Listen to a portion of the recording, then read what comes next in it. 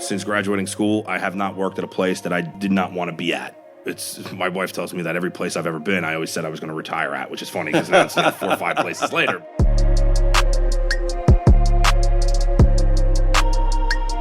Hello and welcome to the Solar Maverick podcast, where solar meets entrepreneurship and experience.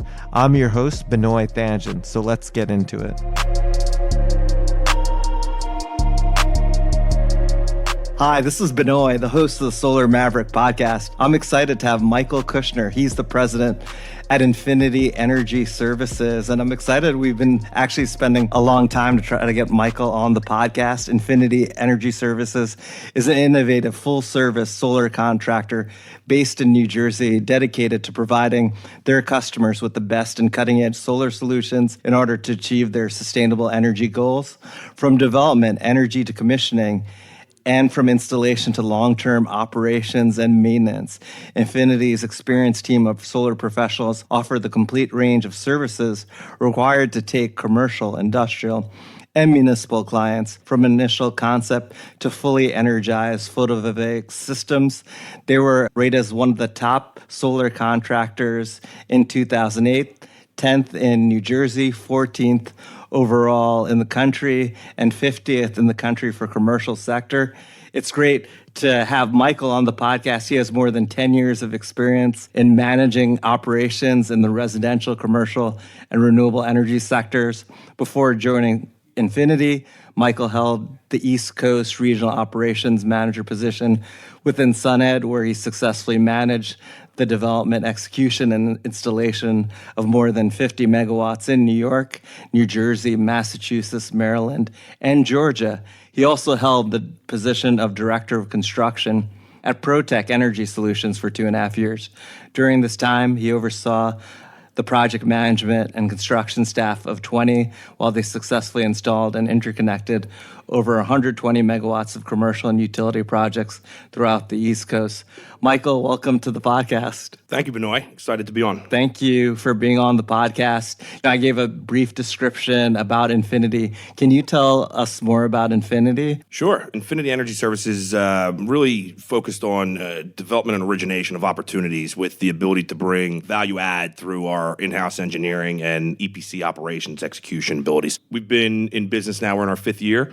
I joined in the beginning of 2018, so about 2 years, and came on as partner and president, really with a focus on trying to refine the strategy and further develop the path forward for Infinity Energy. And congratulations on that promotion. I think it's been, a year now that you've been president? Yeah, so it's been about a year. I have 2 great partners, and after a year of the 3 of us working together, there was just the thought that they felt I should be the one to take the bullets, I suppose. But no, it's been great, and it's great having 2 partners that you can rely on, and also having a great team that you can mold and try to formulate a successful team. Definitely. And can you talk about how you got to Infinity? Obviously, you were at SunEdison and ProTech. You have a lot of experience in solar. I remember when you first started at Infinity, we met at the Boston conference that February when you first joined. It was 1 or 2 in the morning at the hotel lobby bar with Luke and the other people from Infinity. It certainly wasn't warm out either. Yes, definitely not. Right. It's been a great path. I started 8 or 9 years ago at SunEdison, really managing a portfolio of projects on the East Coast and ultimately having responsibility for the P&L and capital commitment requests. So that was a tremendous experience. I don't know, and I'm trying to replicate some of that here, but I don't know that I have, prior to that, worked with really a better team and just a talented group of professionals within the industry. Yes. I think that's evident now as you see, in the post-SunEdison world, there's a number of folks who were colleagues and peers that are now leading their own shops, whether it be in finance or development or EPC and other arenas within the industry. So that was fantastic, and it was a tremendous learning experience for me. Prior to that, really my background was high-level project management and managing teams and executing projects on time and on budget. And so getting to SunEdison and transitioning into the renewable sector was a bit of a transition in terms of learning the widget, so to speak, at the end of the process, but the process is the same nonetheless. And then from there, I had a great opportunity as well to work with a great team of folks over at ProTech Energy Solutions. A little bit different. We weren't necessarily the financier or the IPP, so to speak. We were more on the EPC side, and they've had a tremendously successful transition to developer. I'm happy to say that I feel I was a part of that as well. And most importantly, the experience between both of those has just really led to a great network of colleagues and peers, and separately, tremendously broad array of experience on project types, from commercial C&I, small commercial C&I, net metered projects to large utility scale. It's pretty interesting to hear your story, and it's amazing to me how many SunEdison alumni have become extremely successful, and then really the connection with the SunEdison network, right? There's that connection because you were a SunEdison alumni.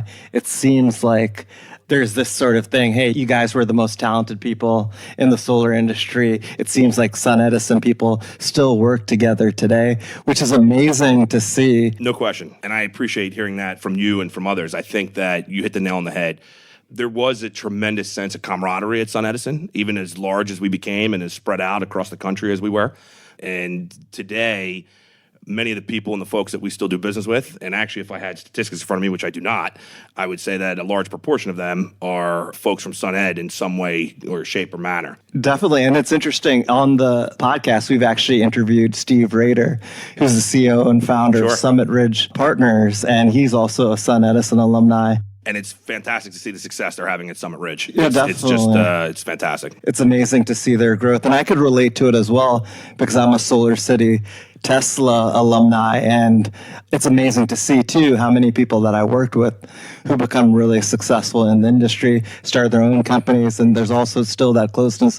We have that same camaraderie, and we always felt that we were the smartest people in the room as well. There's always that competitive. There's probably some First Solar people who felt the same, and probably some NRG folks who felt the same. It seemed like every pitch that everyone went on, it was the same four groups of folks that were competing for work. But I think that's absolutely right, and I think that the reality of the matter is that some of the groups that we just mentioned, that people have splintered off now and started their own shops and landed elsewhere, I think that the talent was irrefutable within the room at any of those organizations and within the industry. And I think that what I try to do is take the experiences there and the experiences at ProTech, build upon those, and also improve them, right? And improve where I see that we could have done better or we weren't doing well enough. And that's sort of what drives me daily, is drawing on that experience and passing that on to some of the team members that I have here. Some of the folks are from those other groups and some are not. Some are newer into the industry, and try to lead them in a way and say, this is how we did it prior. This was successful. Or say, this is how we did it prior and we need to pivot because it was not successful. That's really interesting too, because I've taken as well with my own company things that I've learned from all my other experience as well. Tesla Solar City, I did incorporate a lot of the things that I agreed with from how we do things in a cultural perspective. And I'm very familiar actually with ProTech because I used to work at Vanguard Energy Partners and ProTech as well as in Branchburg. And if you're not familiar with ProTech, they've done a lot of New Jersey installations. One of the partners of Vanguard actually moved to ProTech. It's interesting how it's 6 degrees of separation from Kevin Bacon, but we'll find someone in the solar industry, it's like 2 degrees. Everyone kind of knows everyone. Even though this industry is like growing exponentially, it's still a very small industry, everyone. I agree completely. I say that all the time, is that as rapidly as the industry is growing, it still feels small, like a small fraternity in a sense, right? Definitely. And it's not difficult if you come across somebody new that you haven't interacted or done business with previously to have someone in your network that has. It still is very intertwined in that sense. Definitely. And what's been amazing for me to watch is like how Infinity has grown a lot. I knew about Infinity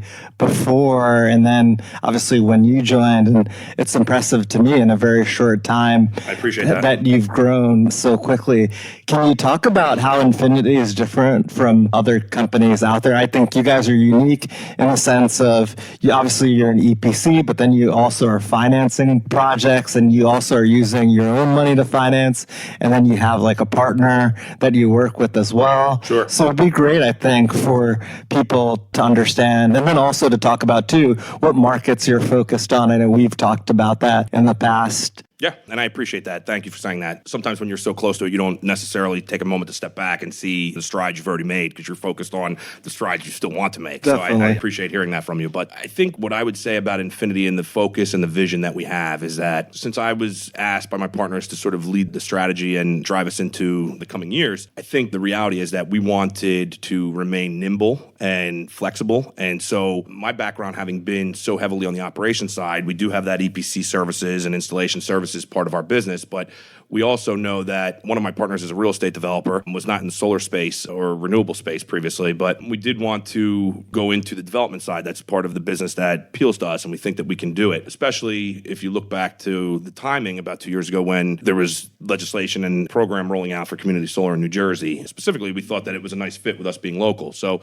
for us currently, if I step back a moment, we're really Northeast through Maryland, Virginia sort of shop. So we're active in Massachusetts, Connecticut, New Jersey, Maryland, Virginia. We have some things going on at a very early stage in Pennsylvania. We have some things that we're still working through in Massachusetts, but really a Northeast and Mid-Atlantic shop. And I think that to your other question, or your first question, I think, what is different about Infinity? Number one, I would say that in the origination efforts that our team moves forward with, from a C&I or municipal standpoint or perspective, PPAs are what really drive the business and what we focus on. But what we've done also, and we have some folks who have come from other shops who have not been necessarily PPA driven, but operational lease or other forms of financing, we typically approach in a sort of a consulting manner to the potential client. And we have no qualms about showing the model in each of those arenas and allowing the customer to really make a decision on how they would prefer to go forward.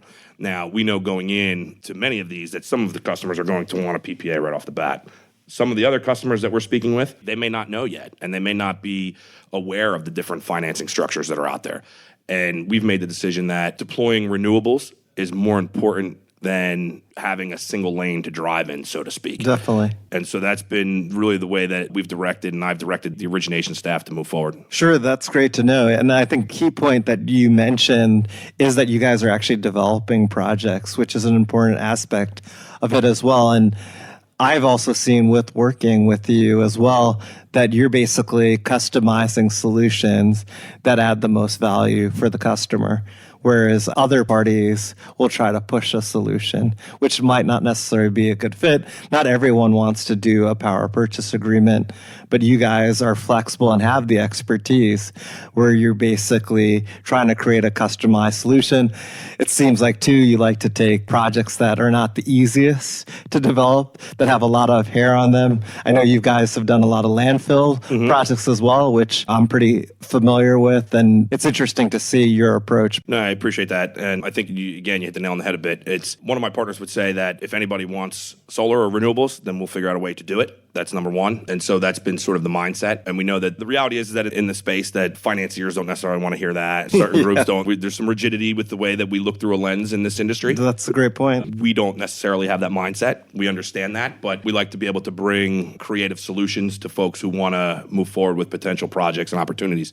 And then on the development side and the landfill front, so my previous experience at Sun and Protec has taken me down the road of some projects that were developed by others, and we had to deploy projects through engineering and finish out some of the development functions to get the projects built. And so when the New Jersey program was rolling out, and we knew that there would be a preference or seemingly a preferential desire for brownfields and landfills, that was something that we jumped right into. Definitely. And you know what I was thinking about too? Obviously, your two partners in Infinity have a real estate development background. As you mentioned, obviously, you're one of the partners. Also, Luke as well from Sun Edison on the engineering side. I thought that's an important as well to see that. To talk about that is how has their background in real estate development help complement? Because I think like having you and Luke with your solar expertise and them having a real estate development background also makes you guys unique as well, because you don't look at things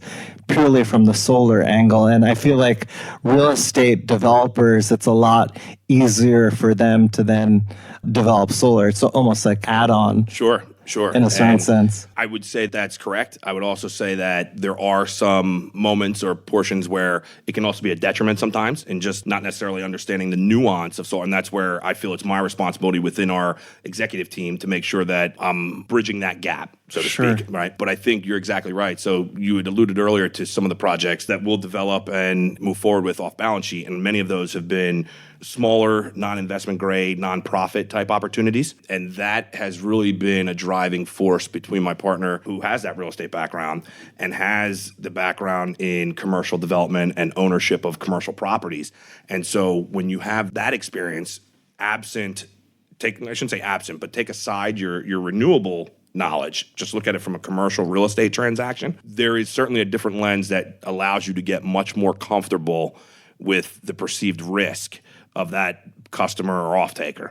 And there's ways that commercial real estate developers and owners would mitigate risk normally in a non-renewable project environment. We've wrapped some of that into our renewable contracting, whether it be PPAs or other formats. And so I think that blend has worked out nicely for us. Now, we understand that's not going to be everybody's cup of tea, but we found that it's worked nicely for some of the projects that we have. Definitely, that's interesting because that kind of segues to another question that I had, which was pretty amazing that you guys obviously finance nonprofits through a PPA, which is extremely challenging. And then obviously commercial industrial customers that are not rated, which is hard to get PPAs because people are looking for the perfect customer. But if you're comfortable with the risk and understand it, it shouldn't actually be as complicated as some other finance entities make it to get a PPA. So I think that as well is a huge differentiator because there's a huge market that is underserved because of that. I agree again. And I think that segment of the market is proportionally going to increase, right? As the Amazons and the Walmarts and the Targets and the big retail and Fortune 500 companies sort of either have deployed renewables already, yes, that target will go away some. And you're going to be left with the borderline investment grade or non-investment grade C&I space and nonprofit type organizations. You'll always have municipalities, obviously, right? But there's their own complexities there with RFPs and such, which is another story. But I think that it is imperative for the industry and for the success of my company to figure out manners by which we can deploy solar to those clients and those customers. The difficulty has been the financing, right? And two main parts of that financing is just one, the creditworthiness of that offtake. And secondarily, and I'll talk about that in a moment, but secondarily is just really, when you look at them, other than the creditworthiness, is just really having a creative mind in how you actually mitigate the perceived risk. So you're not going to deploy projects for that type of segment at the same returns you need or you would want when you have Target and Walmart. So that's Definitely. Number one. Number two is those groups need or would like to go renewable and shave their operating expenses through utility reductions as much or more than some of the large groups. And so there's such an appetite for it.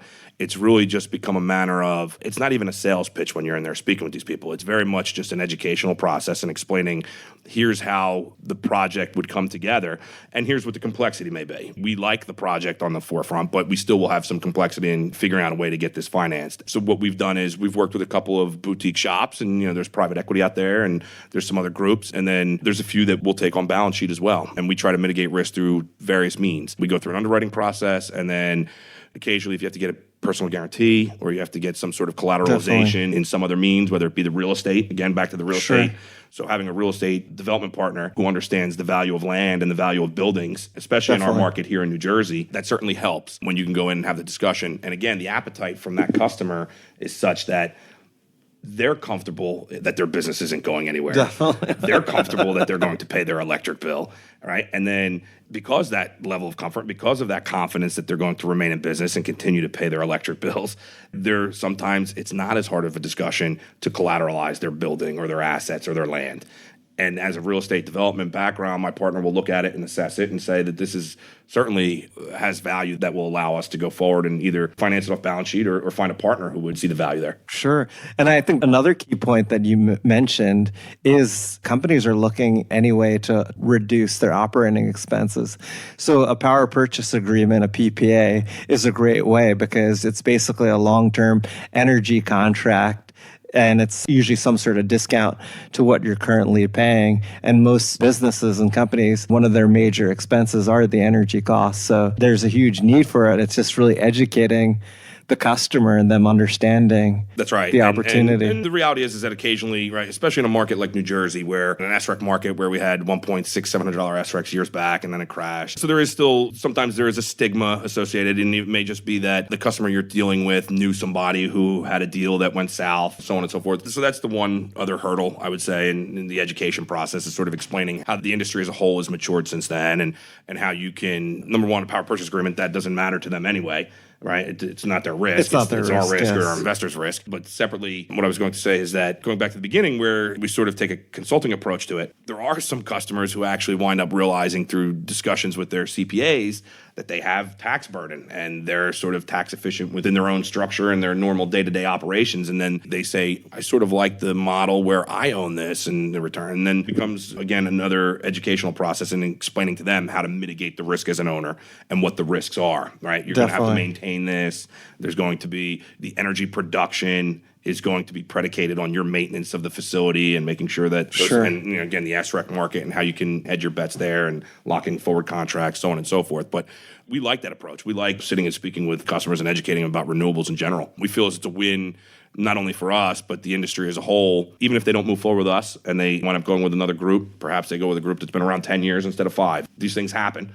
We still feel as though we've done our job in getting our message across. Definitely. And it sounds like it's a consultative sales. I know Mike will spend a lot of time with the customer explaining to them all the intricacies of solar, the incentives, the financing, obviously the investment tax credit, accelerated depreciation. We enjoy that piece of it, and I specifically do, because again, if you go back to when I first got to SunEdison, not having a background in renewables and not having a background in energy, really more of an operational project management, P&L background, I asked thousands of questions, and it goes back to the talent of that team and being able to learn on the fly and quickly. And so I like being able to take what I've learned in the conversations that I have with people in the industry and being able to then share that with others, whether they're customers or not. Definitely. I mean, it's all about adding value, and people see that. When you meet Michael, which I love, you're very transparent and honest and to the point. So I'm sure, I know that you like to do business like that. Can you talk about why that's important? And that's a very important quality that I look for with my own business, with the people that work for me and customers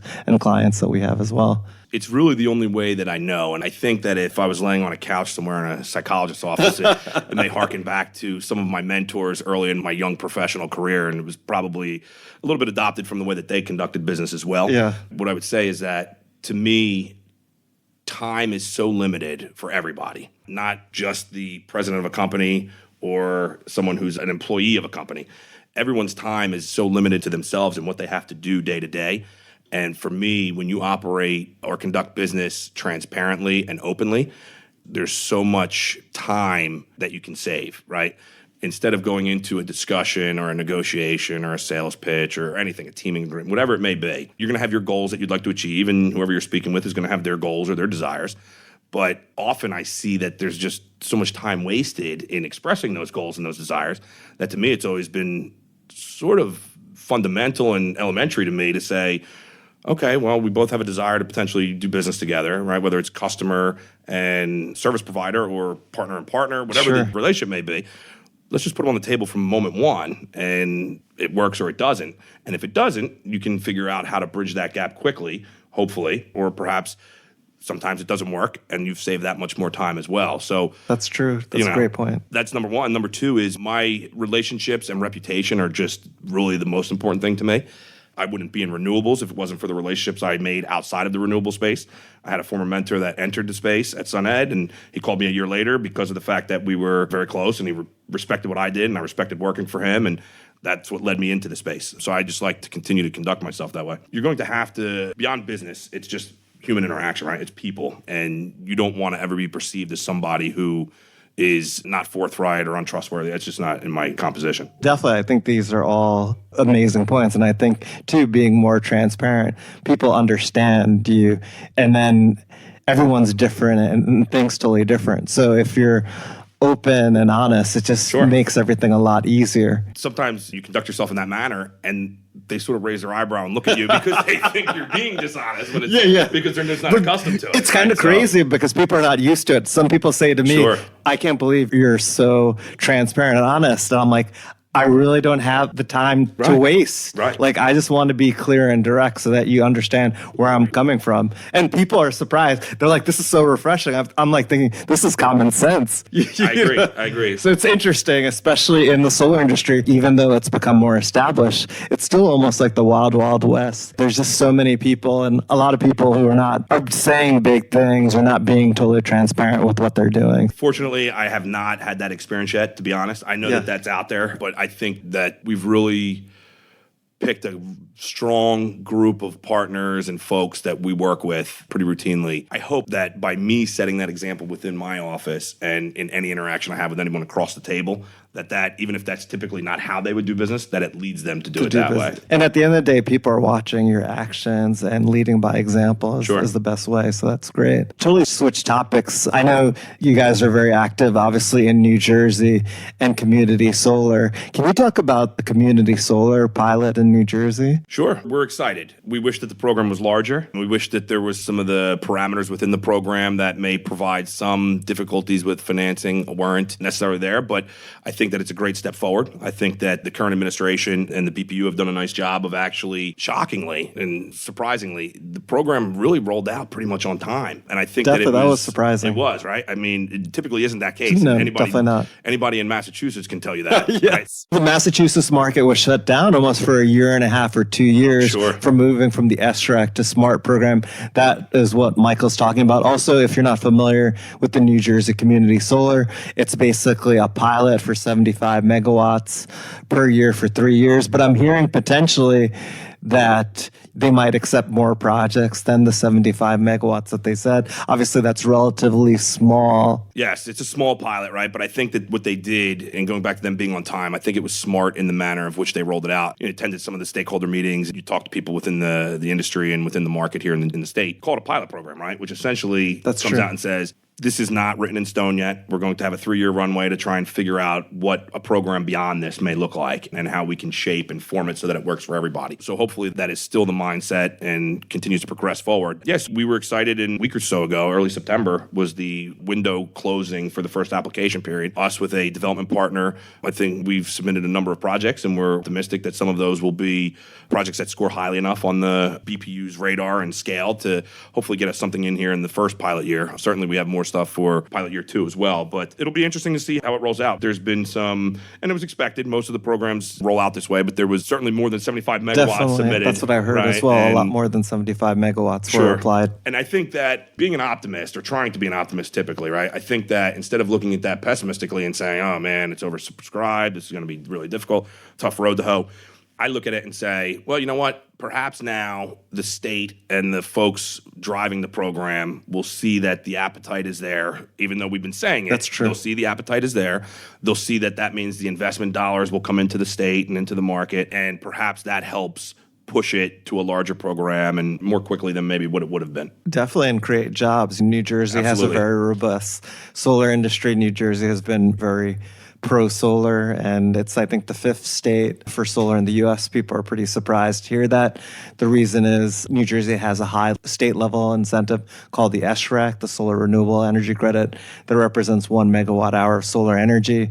The price is approximately, I guess, right now around $2.30 per megawatt hour. So to give you an idea, from a kilowatt hour basis, it's 23 cents.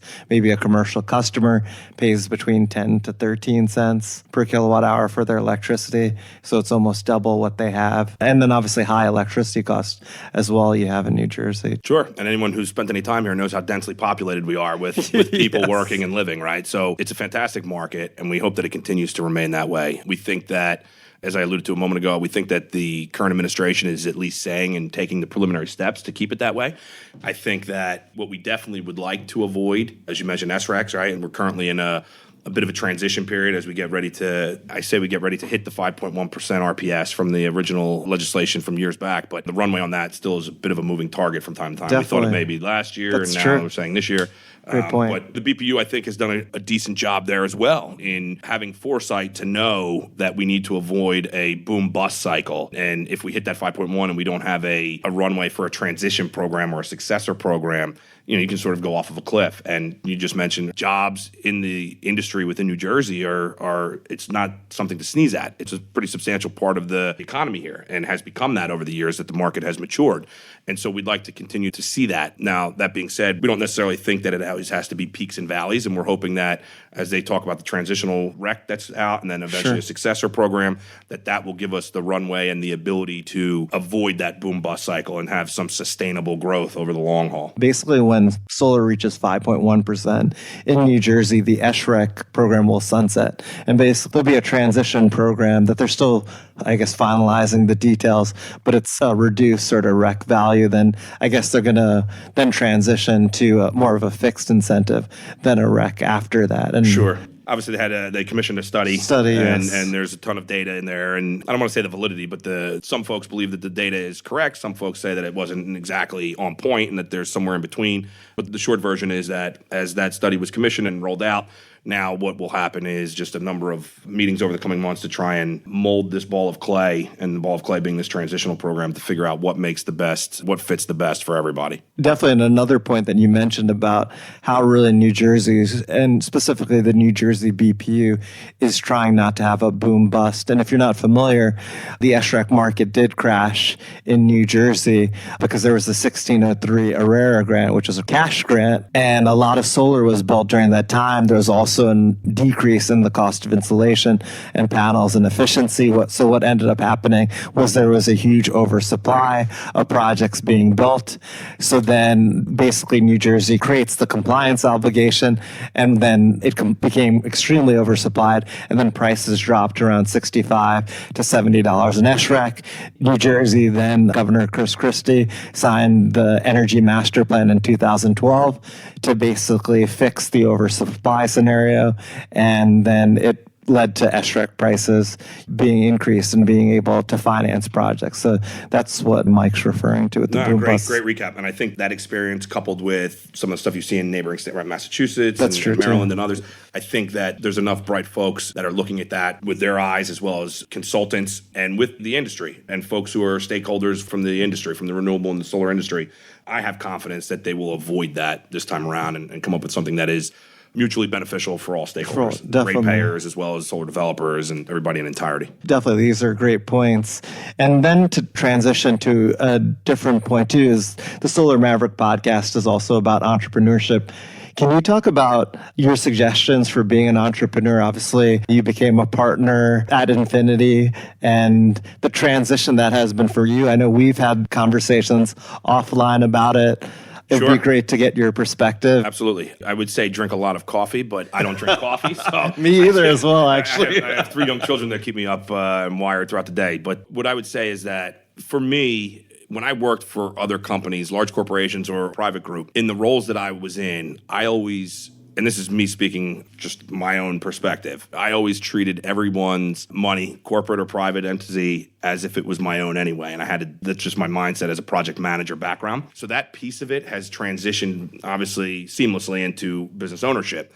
What I wasn't necessarily prepared for are all of the things that come along with it that you don't necessarily see when you're an employee at an organization, right? So some of the, call it the red tape, and just trying to get things in place as far as dealing with your insurance agents and your accountants and all of the team of folks that you need to run a successful business.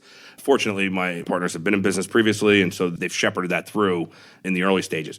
I think the other key component would be that as you grow a team, and I say this to everybody that I've ever interviewed or anyone that I've ever asked to join that I've known and worked with previously, it isn't only about whether they're right for my company. It is my company right for them. Yes. Because turnover, to me, will be as detrimental as not having someone fill the role, and maybe even more so, because you don't get any continuity within your organization. You don't get any continuity within process. You don't get any continuity within, sometimes overstated or felt to be overstated within corporations in America, right? But culture, even in a small group like ours, I think it's important that you have a staff that wants to come to work and that enjoys coming to work and knows that they can rely on the person that's next to them to help get through things. So I would say that those are the 2 main focuses that have been augmented in having a company now. Definitely. I think that point about people is such a huge part of it and a very complicated aspect of it, to find the right person for your company and to create an environment where they enjoy coming to work and adding value and they feel appreciated. Because I know for me as well, like, we're trying to find the best candidates, have the best people. Also, too, like, the amount of time to train someone. Absolutely. And then they leave. and the time that it takes. And obviously everyone's time is limited. No question. So it's really something as well that I've had to learn how to do and make sure that my employees are feeling like they're challenged, that they're growing. So I'm always even prioritizing that, because I know as long as they feel like they're appreciated and rewarded, Right. that they'll be more loyal. That's right. No one wants to be in a static position, right? Where it's just sort of ho-hum and they don't feel as though there's any, not excitement, but upwards mobility or an ability to have new challenges, learning. It's amazing how you need to focus on your staff and their desire to learn, right? So when we do end of year reviews that we just plan for the next year, and it's just sort of one of the key components for us is, are there any continued education classes, any certification, anything out there that you have interest in that you feel would improve what you, not only what you do here, but just with your knowledge within the industry. Sure. Right? And we're complete advocates for that. To me, that's an investment in the company, right? If we're investing in the people that stay here. And so that's a focus that we take very seriously. Definitely. That's great to hear that, because I think more companies should be more focused on their people than they do. So fortunately for me, I've always been someone who, since graduating school, I have not worked at a place that I did not want to be at. My wife tells me that every place I've ever been, I always said I was going to retire at, which is funny because now it's 4 or 5 places later. But anytime that I left, it really wasn't out of disdain or not wanting to be there or being unhappy. It was just new challenge, new opportunity. Again, a mentor calling me and saying definitely. that I loved working with and saying, why don't you come join me? Which has always been great. And I want to have that experience for folks who work with us and for us. By the way, with this comment that you said, this reminds me of a conversation that we had. Obviously, all these places you said you would never retire from. How did you have that conversation with your wife about going to infinity and more of a partner and entrepreneur role? Obviously, you have young kids as well. Fortunately, my wife is extremely supportive. I wouldn't be honest if I didn't say that she wasn't concerned initially, right? Because obviously it was a new endeavor, but she's very supportive. And the approach really was wasn't asking permission, but it was asking for her opinion and guidance and what she felt. And she's known, we've been together for 20 years, married for 10, which is you guys crazy. are high school sweethearts. We are. Right? I remember. We are. So it lends itself towards my mindset that I was going to work at one company for 50 years, right? So I'm not one for change very much if you look at the way my marriage went. But we had that conversation, and she's known since a very young age that I've always had an entrepreneurial mind, and it was going to be an itch that I would have to scratch at some point. We didn't know whether it would be my primary career or whether it would be something ancillary to my career working for another company in different space. But when the opportunity came along, and it was with 2 people that I have long history with from SunEd and Garfo's from outside of SunEd prior to that, even in the commercial and residential construction space, she said, it's up to you. She's like, I trust you, and if it's what you would like to do, then let's go and do it. So I'm very fortunate. Yeah, definitely. That's great to have, obviously, family that's supportive. Sure. Being an entrepreneur is not easy. It definitely has its ups and downs. It's a roller coaster. So that's great that you have a family that's supportive of you. Yep. And to your point about it, roller coaster, but I will tell you that the highs are much higher when you're an entrepreneur. I've experienced that. So when you have something that goes well, you get a good contract, you get a project approved, whatever it might be, there's really not much like that. That's a great feeling. Yeah, it's amazing to me. I mean, like I mentioned, I don't drink coffee, but I'm so excited. First of all, it was always high energy, but being an entrepreneur, like the energy is just even at another level. I mean, obviously the highs are higher, the lows are lower, but I'm doing what I'm passionate about, and you control your destiny.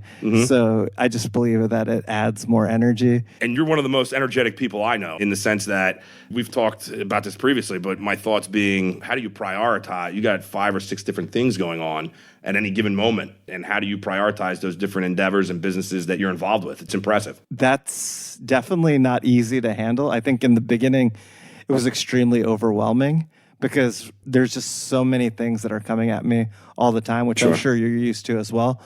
But what I do actually is the night before I go to sleep, I say, what 3 things are the most important things that I need to do tomorrow that will move the needle the most? And everything else I kind of ignore. And that's been really helpful, because you always have to think strategically. I feel like, too, in this world where people could reach out to you all the time. I mean, I'm inundated, and I'm sure you are, with phone calls, emails, texts all through the day, all through the night.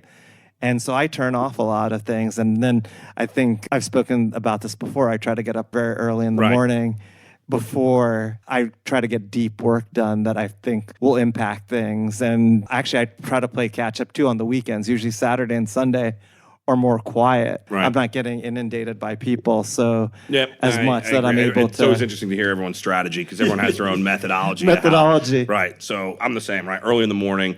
Now, again, and with the children, right, they're up earlier and earlier. So it's actually become, for me, I've had to pivot my process a little bit. It's become a little bit more later and later at night because that's when they're sleeping, right? So that's when I have the ability to really have very little distraction. And same thing, right? Weekends, early in the morning, you try and catch up and get things done that either you didn't have a chance to yet during the week or that you're getting ahead of for the week. And then another thing, too, that I found is very important is sleep. So I try to have a consistent sleep schedule. It's challenging at times, but I think that helps as well because I've gotten burned out with not sleeping enough. No question. And then it's a marathon. It's not a sprint. Got to recharge. Recharging is important. Also for me to exercise as well. It's almost too like running a business is almost like being a professional athlete. And I'm running from place to place, doing a lot of things. So that helps with the energy levels too. And another thing that I've also been starting to do is meditation in the morning. Interesting. Which has I've heard that from a number of people that I'm friends with personally and professionally. Which has helped me. Like I use the Headspace app, and that's actually the first thing I do in the morning. It was crazy to me actually. So I started meditating 3 minutes a day. Just my mind, there was like so many thoughts coming. Now I'm able to meditate for 10 minutes with no problem. And clear. And what's amazing too is like it made me less anxious. So in the morning I would feel like, oh my gosh, I have so much to do. But now I'm able to like focus and concentrate. So I was having a conversation with someone we both know, Will, right? And we were talking about this a little bit. He does meditate as well. We were talking about it. And the one thing that I said is I don't know if I can actually clear my mind. Just it feels like there's always 1,000 things going on, right? And he's similar to what you're saying, that the more you do it, the more that you're able to actually clear your head and get some free time. I haven't done it before. Oh, yeah. I think we actually had this conversation, too, in Philadelphia. Right. When me, you, and Will met. Yeah, I think that's right. For drinks. I think that's right. So that's pretty interesting that it's really helped. I use the Headspace app, right, which has been really helpful to do that. And then, just living in the present. And just trying to focus on that day and not thinking too much about the past and the future. Because if I looked at my schedule, like even on a weekly basis, I'd be like, how am I going to do this? You know what I mean? That's kind of how I've been able to do it. And obviously, it's a work in progress. I'm learning and getting better at it. Do you have one that you're more passionate over between the podcast and then your aspect brokerage services and your development? I don't want to put you on the spot, but I'm curious if there would be one. But I'm more passionate about. That's hard. I've been now in the solar space, which is crazy. We've both been in the industry for over 10 years. And you're like a dinosaur. Right. Because in other industries, it's 40 to 50 years. But 10 years in the solar industry, I'm so passionate about it. But really, like the podcast has got me really excited. And to be able to influence and add value in a positive way and that you're making a difference. And it's a relatively new platform that we've been doing since the middle of November of last year, and to see how popular it's gotten and the great feedback. Great. I appreciate Infinity sponsoring the podcast, listening to podcasts. I know Nick from Infinity reaches out to me when he listens to certain episodes. He walks around the office like, did you hear Solar Maverick? He's like, you got to go on, got to go listen. So he makes sure that everyone's listening. It's great content, and it's great to hear from people throughout the industry and just their stories and what they're working on and how they got to where they're at currently, and it's always interesting. Yeah, and I learned, too, from these conversations as well, and it's interesting, too, hearing their stories, because on a business basis, we don't really maybe talk about some of these things, so it's just interesting to hear. Everyone's path is different, right? Yeah, definitely. We're all the same, but they're different. Yeah, definitely. Well, this has been an amazing interview, Michael. I really appreciate your time today. If anyone wants to learn more about Infinity, what's the best way to find more information? We can go to infinityenergyservices.net. You can always reach out to me directly. I'm one of those guys. We talk about meditation, but I haven't learned to turn off yet. So, I'll be the guy that if you're on the West Coast and you ping me and it's 1 a.m., I'm probably answering the phone.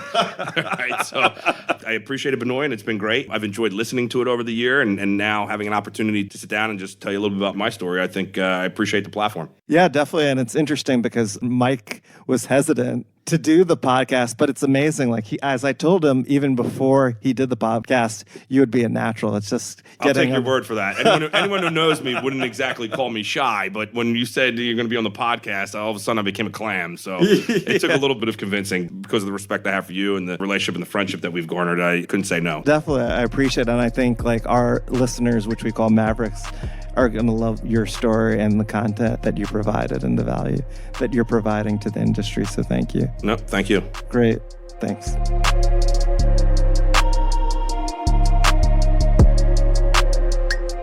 Thank you so much for listening. If this content is delivering value to you, please go to iTunes and Stitcher Radio and leave us a 5-star review. That helps us build this community, and that's what we're all about right now. Building this community as big as we can to deliver as much value as we can.